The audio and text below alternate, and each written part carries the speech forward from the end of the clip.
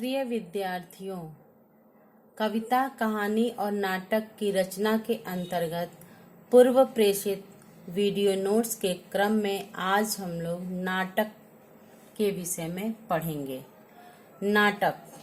नाटक साहित्य की वह सर्वोत्तम विधा है जिसे पढ़ने, सुनने के साथ साथ देखा भी जा सकता है। नाटक शब्द की उत्पत्ति नट धातु से मानी जाती है। नट का अर्थ होता है अभिनय। इसे रूपक भी कहा जाता है। भारतीय परंपरा में नाटक को दृश्य काव्य भी कहा जाता है। दृश्य का मतलब जो दिखाई दे रहा है। नाटक और अन्य विधाओं में अंतर। साहित्य की अन्य विधाएं अपने लिखित रूप में ही निश्चित और अंतिम रूप को प्राप्त कर लेती हैं, किंतु नाटक लिखित रूप में एक आयामी होता है। मंचन के पश्चात ही उसमें संपूर्णता आती है। अतः साहित्य की अन्य विधाएं पढ़ने या फिर सुनने तक की यात्रा तय करती हैं, पर नाटक पढ़ने सुनने के साथ साथ देखने के तत्व को भी अपने भीतर समेटे हुए है। अन्य विधाएं जो होती हैं उसे केवल हम पढ़ सकते हैं, उसे सुन सकते हैं, लेकिन नाटक को हम देख भी सकते हैं। नाटक एक बार में ही पूरा समाप्त होता है।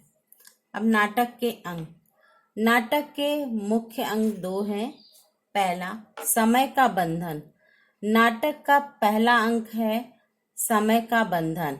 समय का यह बंधन नाटक की रचना पर अपना पूरा असर डालता है। इसलिए एक नाटक को शुरू से लेकर अंत तक एक निश्चित समय सीमा के भीतर पूरा होना होता है।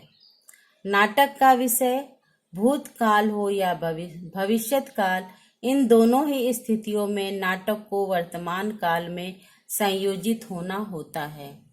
यही कारण है कि नाटक के मंच निर्देश हमेशा वर्तमान काल में लिखे जाते हैं। मतलब वो भूतकाल से शुरू होता है या भविष्यत काल से, लेकिन समाप्त उसका वर्तमान काल में ही होता है।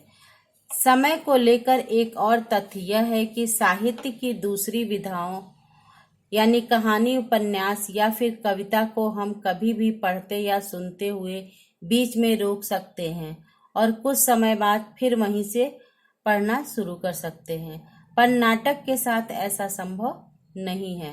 नाटक के 3 अंक होते हैं, इसलिए उसे भी ध्यान में रख करके बांटने की जरूरत होती है। दूसरा अंक है इसका शब्द। नाटक का दूसरा महत्वपूर्ण अंग है शब्द। वैसे तो यह साहित्य की सभी विधाओं के लिए आवश्यक होता है, पर साहित्य की ही 2 विधाएं कविता और नाटक के लिए शब्द का विशेष महत्व है। नाटक की दुनिया में शब्द अपनी एक नई, निजी और अलग अस्मिता ग्रहण करता है। नाट्य शास्त्र बोलने वाले शब्द को नाटक का शरीर कहा जाता है। धन्यवाद।